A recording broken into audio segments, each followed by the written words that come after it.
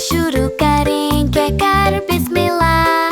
सुभानअल्लाह सुभानअल्लाह, अल्लाह के नाम से सब बरकत पाए। बिस्मिल्लाह। एक बच्चा खाना खाने लगा तो नबी सल्लल्लाहु अलैहि वसल्लम ने फरमाया, बच्चे अल्लाह का नाम लो, हमेशा दाएं हाथ से खाओ। बिस्मिल्लाह बिस्मिल्लाह बिस्मिल्लाह, खाना शुरू करें कहकर बिस्मिल्लाह।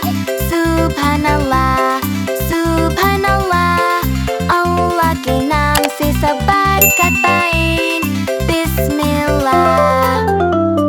सामने से प्लेट में खाओ, अदब है ये हमारा, जो सुन्नत पर अमल करता, खालिक है उनसे खुश होता।